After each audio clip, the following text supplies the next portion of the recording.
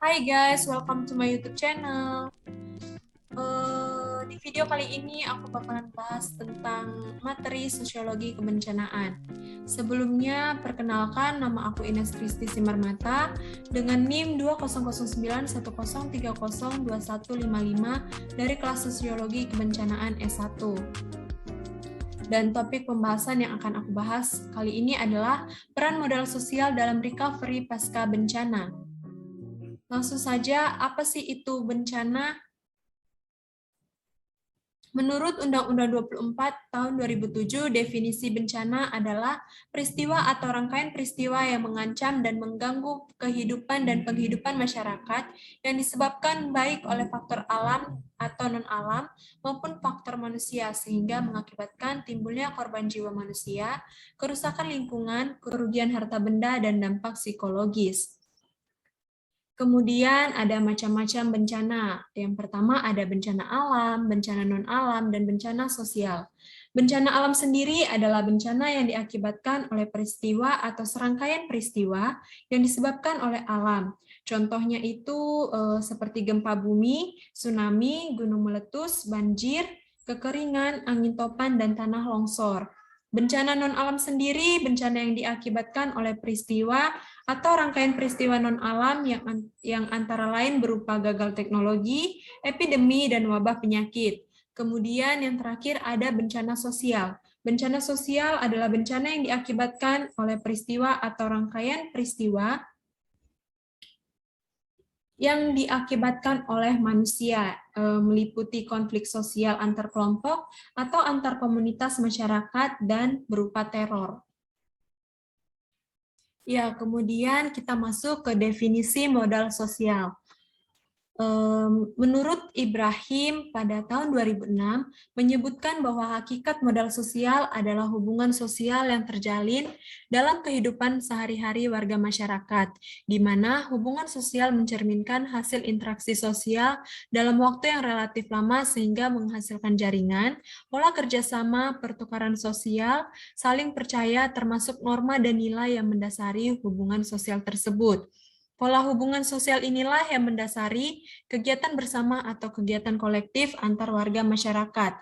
Dengan demikian, masyarakat tersebut mampu mengatasi masalah mereka secara bersama-sama atau partisipasi aktif. Kegiatan bersama atau kolektif antar warga masyarakat dapat terbangun bila terpenuhi ketersediaan elemen-elemen modal sosial. Elemen-elemen pokok modal sosial tersebut antara lain yang pertama ada hubungan saling percaya atau trust, yang kedua jaringan sosial atau social networks, yang ketiga pranata atau institutions, dan yang keempat ada resiprositas atau pertukaran timbal balik. Kemudian ada Robert Putnam pada tahun 1993 mendefinisikan modal sosial sebagai suatu nilai mutual trust atau kepercayaan antar anggota masyarakat dan masyarakat terhadap pemimpinnya. Modal sosial didefinisikan sebagai institusi sosial yang melibatkan jaringan atau networks, norma-norma atau norms, dan kepercayaan sosial atau social trust yang mendorong pada sebuah kolaborasi sosial atau koordinasi dan kooperasi untuk kepentingan bersama. Hal ini juga mengandung pengertian bahwa diperlukan adanya suatu social networks atau networks of civic engagement, ikatan atau jaringan sosial yang ada dalam masyarakat, dan norma yang mendorong produktivitas komunitas. Bahkan lebih jauh, Putnam melonggarkan pemaknaan asosiasi horizontal, tidak hanya yang memberi desirable outcome atau hasil pendapatan yang diharapkan, melainkan juga undesirable outcome, hasil tambahan. Kemudian ada tokoh Pierre Bourdieu 1970 mendefinisikan modal sosial sebagai sumber daya aktual dan potensial yang dimiliki oleh seseorang berasal dari jaringan sosial yang terlembagakan serta berlangsung terus-menerus dalam bentuk pengakuan dan perkenalan timbal balik, atau dengan kata lain, keanggotaan dalam kelompok sosial yang memberikan kepada anggotanya berbagai bentuk dukungan kolektif. Dalam pengertian ini, modal sosial menekankan pentingnya transformasi dari hubungan sosial yang sesaat dan rapuh, seperti pertetanggaan, pertemanan, atau kekeluargaan, menjadi hubungan yang bersifat jangka panjang yang diwarnai oleh perasaan kewajiban terhadap orang lain. Bordi juga menegaskan tentang modal sosial sebagai sesuatu yang berhubungan satu dengan yang lain, baik ekonomi, budaya, maupun bentuk-bentuk sosial kapital atau modal sosial, berupa institusi lokal maupun kekayaan sumber daya alamnya.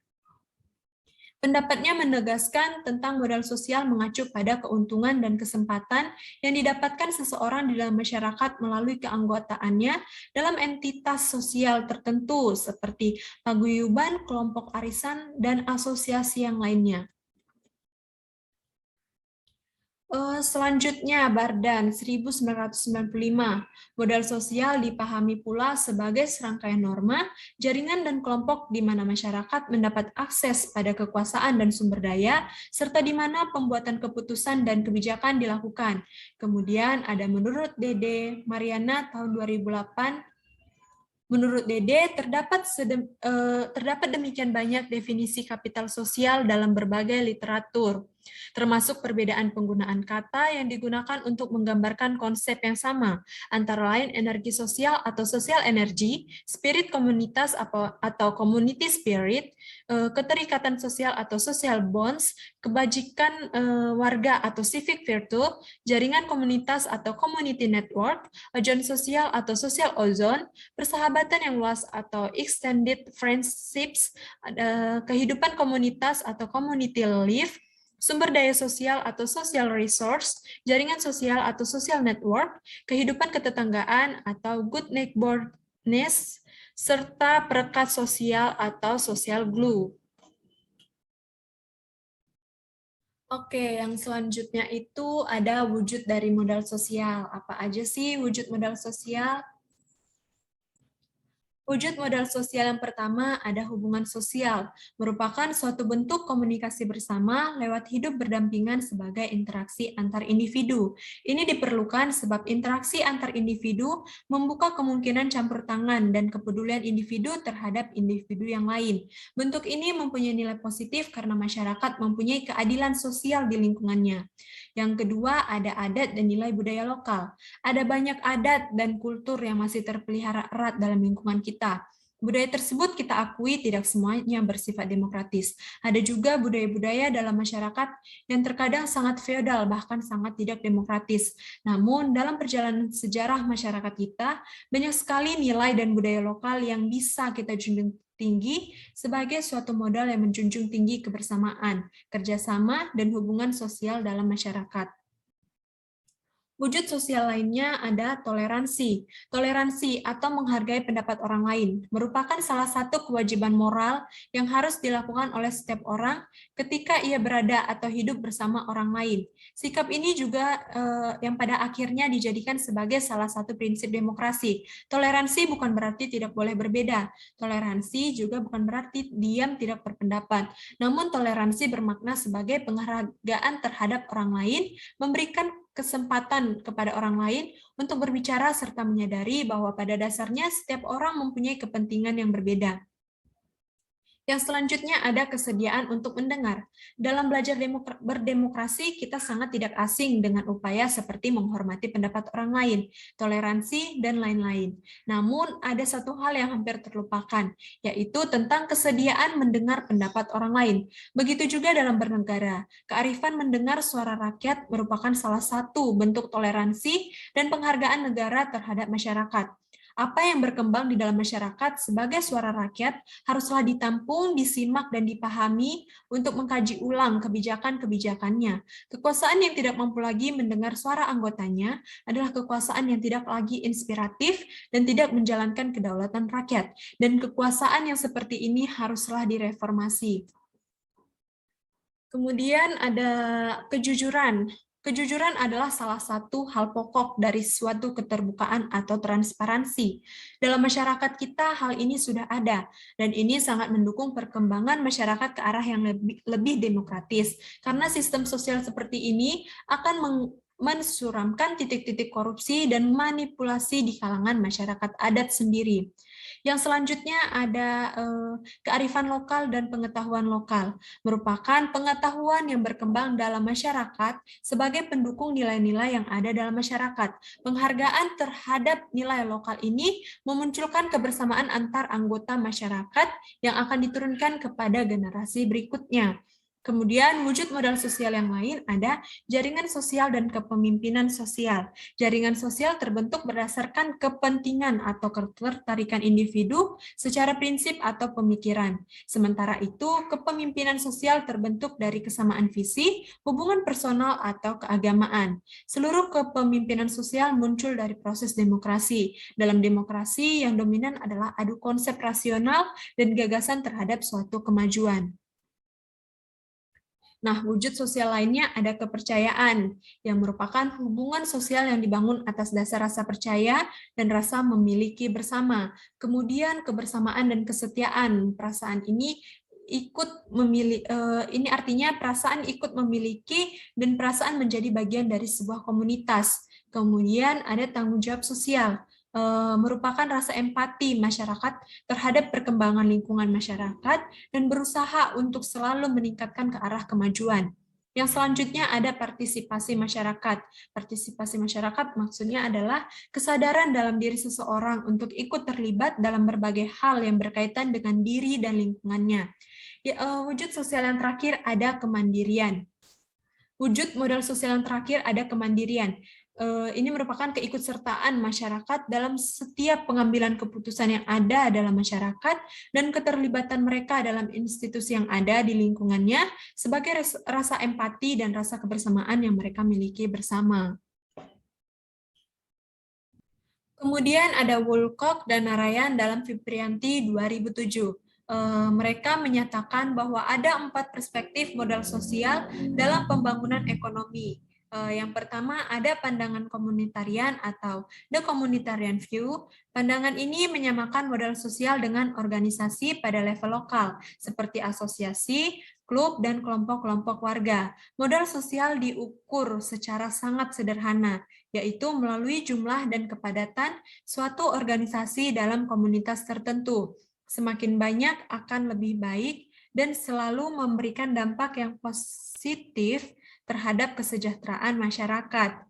Yang kedua, pandangan jaringan atau the networks view, menekankan pentingnya asosiasi vertikal dan horizontal antar individu dan hubungan di dalam organisasi dan antar organisasi seperti kelompok-kelompok komunitas dan perusahaan. Dalam pandangan ini, terdapat 2 dimensi dasar dari modal sosial pada level komunitas, yaitu yang dikenal dengan bonding sosial kapital atau strong intra-community ties, dan bridging social capital atau weak extra-community network. Perspektif ini menganggap bahwa masyarakat dapat dicirikan oleh bawaan atau endowment. Mereka akan kedua dimensi modal sosial tersebut. Perbedaan kombinasi antar kedua dimensi akan mempengaruhi hasil yang diperoleh dari modal sosial. Yang ketiga, ada pandangan kelembagaan atau the institutional view, berpendapat bahwa jaringan kerja komunitas dan masyarakat sipil secara luas adalah hasil dari keadaan politik, hukum, dan lingkungan kelembagaan. Pandangan ini telah menghasilkan sejumlah metodologi dan fakta empiris yang kuat, namun hanya untuk kebijakan makro. Yang keempat, ada pandangan sinergi atau the synergy view, menggabungkan pandangan jaringan dan kelembagaan atas dasar asumsi bahwa tidak satupun pelaku pembangunan, seperti pemerintah, swasta, dan masyarakat, akan dapat berjalan sendiri di dalam mengakses sumber daya yang dibutuhkan untuk menciptakan pertumbuhan yang berkelanjutan dan berkeadilan. Modal sosial di sini digunakan sebagai variabel penghubung. Kemudian Woolcock pada tahun 1998 mengajukan 3 dimensi dari modal sosial, yaitu bonding, bridging, dan linking. Yang 3 dimensi sosial itu yang pertama ada modal sosial yang bersifat mengikat atau bonding sosial kapital, merujuk pada hubungan antar individu yang berada dalam kelompok primer atau lingkungan ketetanggaan yang saling berdekatan. Komunitas-komunitas yang menunjukkan kohesi internal yang kuat akan lebih mudah dan lancar dalam berbagi pengetahuan. Yang selanjutnya, modal sosial yang bersifat menjembatani atau bridging sosial kapital. Ini adalah hubungan yang terjalin di antara orang-orang yang berbeda, termasuk pula orang-orang dari komunitas, budaya, atau latar belakang sosial ekonomi yang berbeda. Individu-individu dalam komunitas yang mencerminkan dimensi sosial yang bersifat menjembatani akan mudah mengumpulkan informasi dan pengetahuan dari lingkungan luar komunitasnya dan tetap memperoleh informasi yang aktual dari luar kelompoknya. Tipe modal sosial ini menunjuk pada hubungan antar individu yang memiliki kekuasaan atau akses pada bisnis dan hubungan sosial melalui kelompok-kelompok sekunder. Yang ketiga ada social bridging atau jembatan sosial, merupakan suatu ikatan sosial yang timbul sebagai reaksi atas berbagai macam karakteristik kelompoknya. Ia bisa muncul karena adanya berbagai macam kelemahan yang ada di sekitarnya sehingga mereka memutuskan untuk membangun suatu kekuatan dari kelemahan yang ada. Social bridging juga bisa dilihat dengan adanya keterlibatan umum sebagai warga negara atau civic engagement, asosiasi, dan jaringan. Tujuannya adalah mengembangkan potensi yang ada dalam masyarakat agar masyarakat mampu menggali dan memaksimalkan kekuatan yang mereka miliki, baik SDM atau sumber daya manusia dan SDA atau sumber daya alam yang dapat dicapai. Modal sosial, kemudian ada modal sosial yang bersifat mengaitkan atau linking sosial kapital, memungkinkan individu-individu untuk menggali dan mengelola sumber daya, ide, informasi, dan pengetahuan dalam suatu komunitas atau kelompok pada level pembentukan dan partisipasi dalam organisasi formal. Merupakan hubungan sosial yang dikarakteristikkan dengan adanya hubungan di antara beberapa level dari kekuatan sosial maupun status sosial yang ada dalam masyarakat. Misalnya seperti hubungan antar elit politik dengan masyarakat umum. Dalam hal ini, elit politik yang dipandang khalayak sebagai public figure atau tokoh dan mempunyai status sosial daripada masyarakat kebanyakan. Namun, mereka sama-sama mempunyai kepentingan untuk mengadakan hubungan. Pada dasarnya, ketiga tipe modal sosial ini dapat bekerja tergantung dari keadaannya. Ia dapat bekerja dalam kelemahan maupun kelebihan dalam suatu masyarakat. Ia dapat digunakan dan dijadikan pendukung sekaligus penghambat dalam ikatan sosial, tergantung bagaimana individu dan masyarakat memakainya. Kemudian ada Grutter et al. 2003 menyatakan bahwa hubungan atau jaringan sosial sebagaimana yang dijelaskan dalam modal sosial dapat dibedakan menjadi 3 hal. Yang pertama, bonding sosial kapital atau keterkaitan horizontal, yaitu ikatan dengan orang-orang yang memiliki karakter demografis yang sama, seperti tingkat sosial, ekonomi, etnis, misalnya anggota keluarga, tetangga, teman dekat, dan rekan kerja. Ikatan ini sering disebut sebagai perekat sosial. Hubungan kekerabatan ini bisa menyebabkan adanya rasa empati atau kebersamaan. Bisa juga mewujudkan rasa simpati, rasa berkewajiban, rasa percaya, resiprositas, pengakuan timbal balik nilai kebudayaan yang mereka percaya.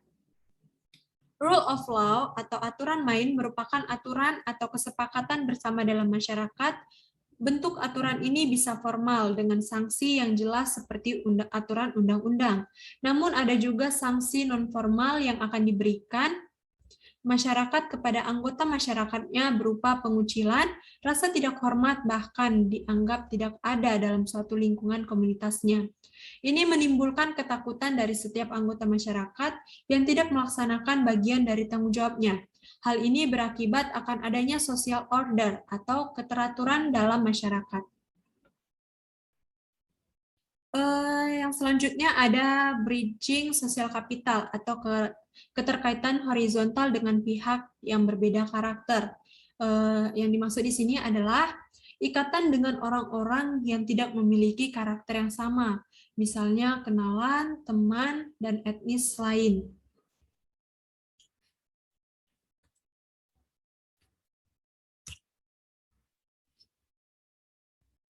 Kemudian ada bridging kapital atau keterkaitan horizontal dengan pihak yang berbeda karakter. Yang dimaksud di sini yaitu ikatan dengan orang-orang yang tidak memiliki karakter yang sama, misalnya seperti kenalan atau teman dari etnis lain, teman dari teman. Ikatan ini sering disebut sebagai pelumas sosial. Kemudian yang selanjutnya ada linking sosial kapital atau keterkaitan vertikal, yaitu ikatan dengan orang-orang yang memiliki otoritas atau status sosial yang lebih tinggi, misalnya ikatan dengan anggota parlemen, polisi, kepala daerah, dan sebagainya. Dan berikut ini adalah temuan beberapa tokoh tentang peran modal sosial dalam recovery pasca bencana. Yang pertama, Rudi Pramono, tahun 2008, dalam disertasinya yang berjudul Fungsi Sosial Kapital dalam Program Pemulihan Pasca Bencana. Dari penelitian ini, ditemukan bahwa kinerja kapital sosial yang tinggi mempunyai pengaruh positif dalam keberhasilan program pemulihan pasca bencana. Yang kedua ada Fadli tentang peran modal sosial dalam percepatan pembangunan desa pasca tsunami di Kabupaten Aceh Besar. Hasil penelitiannya menunjukkan bahwa modal sosial merupakan faktor krusial yang mendorong percepatan pembangunan desa pasca tsunami di Aceh Besar. Di samping modal manusia, modal fisik, dan modal ekonomi. Penelitian ini bertujuan untuk menganalisis perbedaan stok modal sosial masyarakat di masing-masing desa, menganalisis pengaruh modal sosial terhadap percepatan pembangunan rumah, dan menganalisis pengaruh modal sosial terhadap peningkatan pendapatan masyarakat pasca tsunami.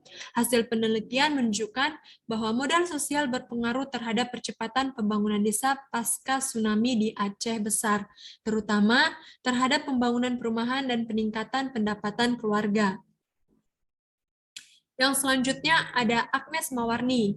Penelitiannya yang berjudul Pentingnya Modal Sosial dalam Pembangunan Pasca Bencana. Menurutnya, keberadaan institusi lokal merupakan asosiasi komunitas setempat yang bertanggung jawab atas proses kegiatan pembangunan setempat, seperti rukun tetangga, arisan, kelompok pengajian, kelompok ronda, dan sejenisnya, dan memberikan manfaat bagi masyarakat dan pemerintah setempat. Institusi lokal dalam komunitas harus dilihat sebagai suatu sistem yang saling silang-menyilang, dan institusi lokal telah menyediakan jaring pengaman sosial atau social safety net ketika komunitas lokal berada dalam situasi krisis. Kehadiran institusi lokal bukan atas kepentingan pribadi atau individu, tetapi atas kepentingan bersama, sehingga institusi lokal lama-kelamaan menduduki posisi penting dalam penyelenggaraan pemerintah lokal.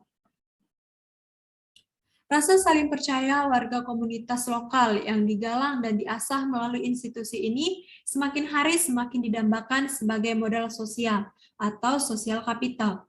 Penelitian ini juga memandang institusi lokal seperti kelompok pengajian dan arisan sebagai sebuah modal sosial yang sangat berperan dalam kehidupan masyarakat. Agnes juga lebih banyak membahas tentang kelompok atau institusi lokal yang menduduki posisi penting dalam pemerintahan lokal. Warga yang secara sosial ekonomi lebih kuat sebelum terjadinya bencana, secara rata-rata memiliki corak modal sosial yang lebih luas. Mereka umumnya memiliki bridging sosial kapital dan linking sosial kapital yang lebih kuat. Kedua modal sosial ini memungkinkan mereka memiliki jaringan sosial yang lebih besar, termasuk dengan orang-orang maupun lembaga-lembaga kunci yang berperan dalam pengkelompokan program-program penanggulangan dampak bencana. Akibatnya, kalangan ini biasanya lebih cepat dalam mengakses program-program pemulihan jangka menengah dan jangka panjang. Kemudian ada Hawkins dan Morer tahun 2009 tentang peran modal sosial dalam upaya penanggulangan dampak bencana badai Katrina di New Orleans, Amerika Serikat, menunjukkan bahwa meski dalam jangka pendek, modal sosial dalam bentuk prakarsa dan bantuan sesama warga sangat penting untuk mengurangi penderitaan akibat bencana. Hal itu tidak cukup untuk rehabilitasi sosial dan ekonomi jangka menengah dan jangka panjang. Peran pemerintah lokal, negara bagian dan referal dan federal tidak bisa digantikan untuk pemulihan jangka menengah dan jangka panjang. Hawkins dan Morer juga menunjukkan adanya keberagaman model sosial yang dimiliki warga berdasarkan tingkatan sosial ekonomi. Mereka yang memiliki status sosial ekonomi yang lebih lemah sebelum terjadinya gempa cenderung memiliki modal sosial terbatas. Mereka umumnya hanya memiliki bonding sosial kapital atau jaringan sosial yang sempit, umumnya hanya dengan orang-orang yang secara sosial ekonomi juga lemah.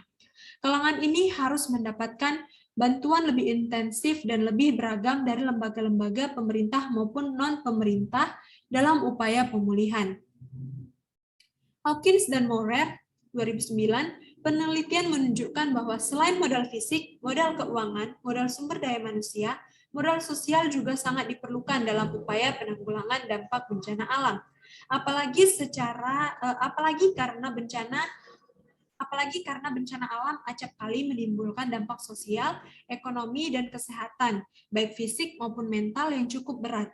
Modal sosial dapat dikenali pada dua tingkatan. Pada tingkat mikro berupa jaringan-jaringan sosial yang memungkinkan seseorang mendapatkan bantuan untuk mengurangi penderitaan akibat bencana yang menimpanya.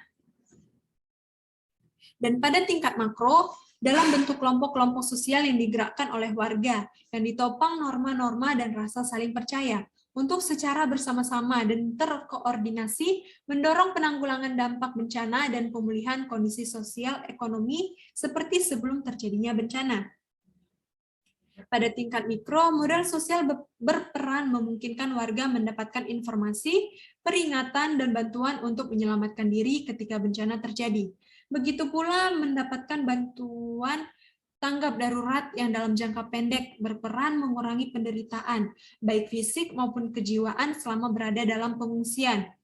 Di tingkat makro, modal sosial memungkinkan warga mengkelompokkan diri untuk lebih berperan dalam menentukan corak penanggulangan dampak sosial dan ekonomi bencana dalam jangka menengah dan jangka panjang, supaya sesuai dengan kebutuhan warga serta sesuai kondisi sosial ekonomi dan budaya setempat. Kemudian ada Syamsul Ma'rif dan kawan-kawan tentang peran sosial kapital dalam memperkuat kapasitas pengurangan risiko bencana berbasis masyarakat. Studi pada masyarakat lereng Pegunungan Argopuro pasca banjir bandang di Kecamatan Panti. Hasil penelitian menunjukkan homogenitas jaringan sosial yang ada di masyarakat bersifat primordial. Adanya homogenitas jaringan tersebut membuat jaringan sosial pada masyarakat bersifat inward-looking dengan spektrum radius of trust yang pendek atau sempit, sehingga memiliki bobot resiprositas lemah. Oke guys, demikian pemaparan materi yang bisa aku berikan tentang sosiologi bencana, yaitu topik peran modal sosial dalam recovery pasca bencana. Semoga materi ini bisa membantu kalian dan memberikan pengetahuan tentang sosiologi kebencanaan kepada kalian semua. Thank you.